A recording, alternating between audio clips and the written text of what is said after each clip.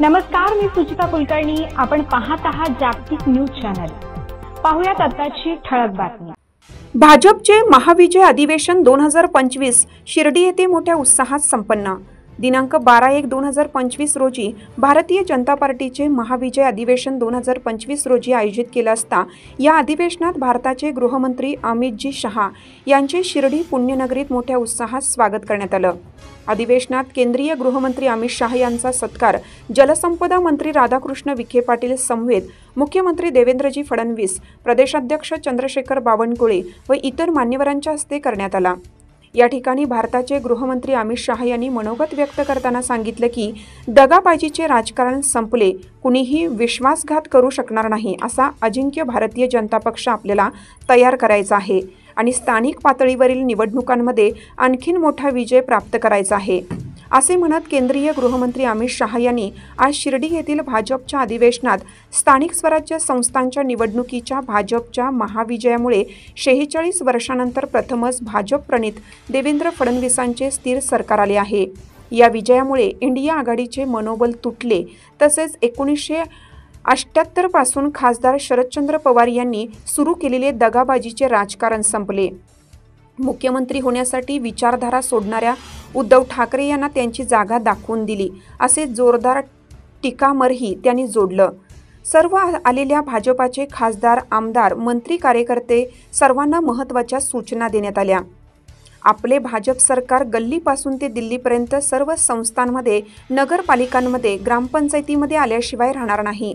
प्रत्येक कार्यकर्त्यांनी सभासद नोंदणी चालू करून 1.5 कोटी सभासद तयार करणं असं मत व्यक्त करण्यात आलं. मुख्यमंत्री देवेंद्रजी फडणवीस यांनी महत्त्वाचं सांगत लाडक्या बहिणींची किंवा दिव्यांगांची, शेतकरी कुटुंबातील कोणतीही योजना बंद केली जाणार नाही. त्यांनी अति महत्त्वाच्या सूचना देताना सांगितलं की ओट जिहादचा दुसरा पार्ट सुरू आपल्यासमोर. बंगालदेशी घुसखोरांचे मोठे आवाहन आहे. देशात अलीकडच्या काळात बंगालदेशी घुसखोरी सापडली आहेत. ते कागदपत्र बनवून मतदार याद्यांमध्ये घुसत आहेत. मालेगावमधून शेकडो नवीन जन्म प्रमाणपत्र लोकांना मिळालं आहे. मालेगाव, अमरावतीतील अंजनगाव या ठिकाणी अचानक 100 लोकांना जन्म प्रमाणपत्र मिळत आहे. 50 ते 60 वर्षाची लोक जन्म प्रमाणपत्र काढत आहेत. ओल्ट जहाजचा दुसरा पार्ट सुरू झाला आहे. या घुसखोरांना बाहेर काढण्याचं आवाहन आपल्यासमोर आहे. तरी जनतेने जागृत राहून माहिती द्यावी. यावेळी केंद्रीय मंत्री नितीनजी गडकरी, मुख्यमंत्री देवेंद्रजी फडणवीस, विधानसभेचे सभापती राहुल नार्वेकर, विधान परिषदेचे सभापती राम शिंदे, प्रदेशचे अध्यक्ष चंद्रशेखर बावनकुळे, कार्याध्यक्ष रवींद्र चव्हाण, माजी मुख्यमंत्री अशोक चव्हाण, नारायण राणे, केंद्रीय मंत्री पियुष गोयल, केंद्रीय मंत्री मुरलीधर मोहोळ, पर्यावरण मंत्री पंकजाताई मुंडे, चंद्रकांत दादा पाटील, नामदार राधाकृष्ण विखे पाटील, नामदार गिरीश महाजन, आशिष शेलार, सुधीर मुनगंटीवार, राष्ट्रीय सरचिटणीस विनोद तावडे, संघटक मंत्री शिवप्रसाद रावसाहेब दानवे, प्रकाश जावडेकर, भाजपचे नमोचषक महाराष्ट्र प्रदेशाध्यक्ष माननीय IGMPC आयोग सदस्य डॉक्टर प्रतापराव दिघावकर, IPS यांच्यासह राज्य मंत्रिमंडळातील सर्व मंत्री, आमदार, खासदार आणि राज्यातील पदाधिकारी, कार्यकर्ते मोठ्या संख्येने उपस्थित होते. यावेळी अमित शहा म्हणाले, स्थानिक स्वराज्य निवडणुकांमध्ये भरघोस मतांनी विजयी व्हायचं आहे. खऱ्या शिवसेना आणि राष्ट्रवादीनेही विजयी व्हायचं आहे. कार्यक्रमाची सांगता राष्ट्रगीताने करण्यात आली.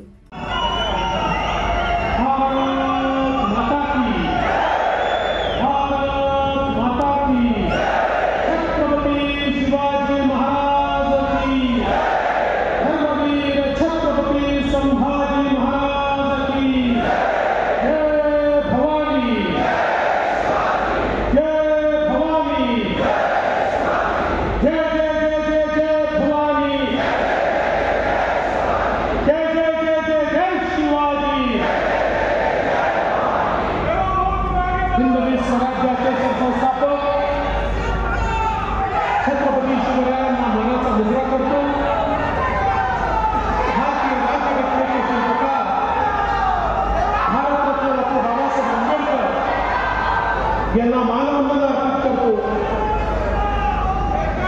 आज ज्यांच्यामुळे आपण हा भगवा पटका घालू शकलो, ज्यांनी खऱ्या अर्थानं या देशामध्ये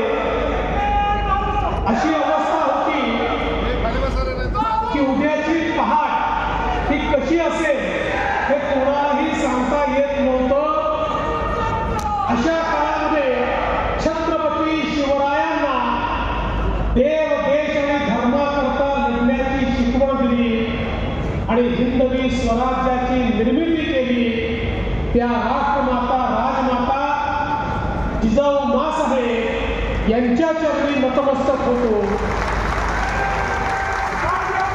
आणि त्यांनी या संपूर्ण देशातल्या तरुणाईला एक अमृत मंत्र दिला.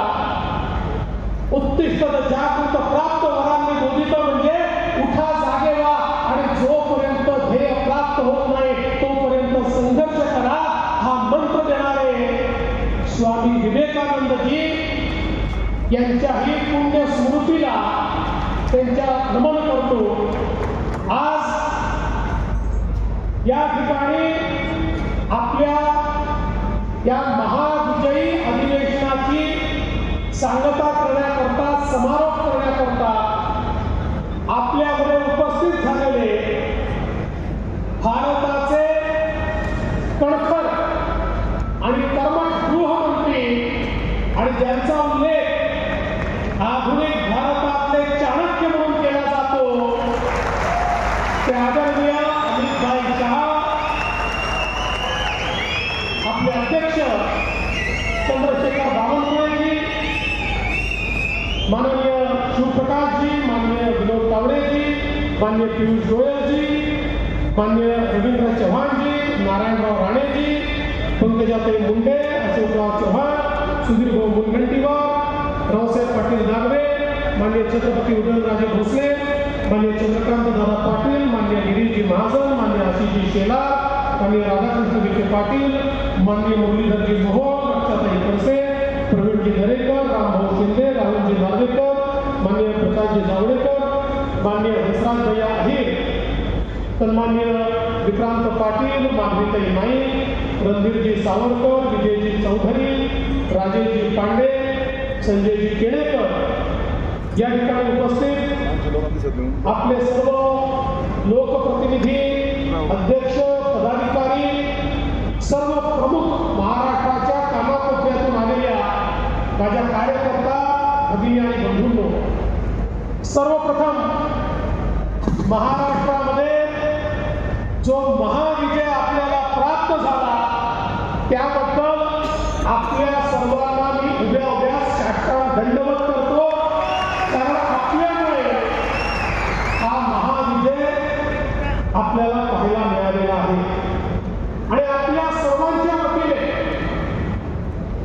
आपले नेते माननीय परिवार बात को नकारने का काम किया और सबसे विशेष धन्यवाद मेरे महाराष्ट्र की लाडली बहनाओं का और किसान भाइयों का मैं मानना चाहता हूं. भाइयों बहनों, ये विजय के कई मायने हैं. एक चित्र मैंने देखा था, शरद पवार जी के पीछे एक बड़ा महल था.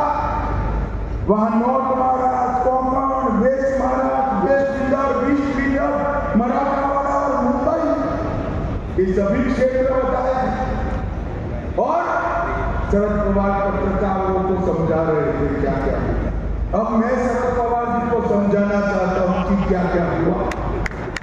नॉर्थ महाराष्ट्र में 22 में थे, 21 सीट हमारी अघाड़ी जीती है भाई. कोंकण में 17 में से 16 सीटें, पश्चिम महाराष्ट्र में से 26 में से 24, वेस्ट विदर्भ में 17 में से 15, ईस्ट विदर्भ में 29 में से 22, मराठवाड़ा में 20 में से 19 और मुंबई में 17 में से 15 सीटें जीतने का काम आप सभी ने कहीं किसी का टिकट करा, कहीं किसी की महत्वाकांक्षा का पोषण नहीं हो पाया, फिर भी हमारे दोनों साथी दलों के लिए कमल को ही सर्वोच्च मानकर शिवसेना और एनसीपी को भी जिताने का काम किया है और गठबंधन धर्म को मजबूत करने का काम किया है. इसलिए भी आपको बार बार महाराष्ट्र की जनता ने तय कर दिया है कि एकनाथ शिंदे की शिवसेना ही बाला साहब ठाकरे अजित पवार की एनसीपी ही सच्ची एनसीपी है, वो डरे। और जिन्होंने धोखा और विश्वासघात की राजनीति शुरू की, वो शरद पवार थे, और अंतिम धोखा जिसने दिया वो उद्धव ठाकरे जी। दोनों को घर पे बिठाने का काम महाराष्ट्र की जनता ने किया। महाराष्ट्र की जनता ने फिर से एक बार मोदी जी की विकास की राजनीति को उस पर ठप्पा लगाने का काम। महाराष्ट्र की जनता ने फिर से एक बार सनातन संस्कृति और हिंदुत्व को महाराष्ट्र मानता है, इस पर ठप्पा लगाने का काम किया। और भाइयों बहनों, अभी 24 गया, 24 का साल भारतीय जनता पार्टी के इतिहास में बड़ा सुसंपन्न साल रहा है। कार्यकारी संपादक RT आहेर, नाशिक, महाराष्ट्र। ताज्या घडामोडी पाहण्यासाठी जागतिक न्यूज चॅनलला सबस्क्राईब करा, शेअर करा आणि बेल आयकॉन दाबायला विसरू नका। जागतिक न्यूज चॅनल सोबत रहा अपडेट। धन्यवाद।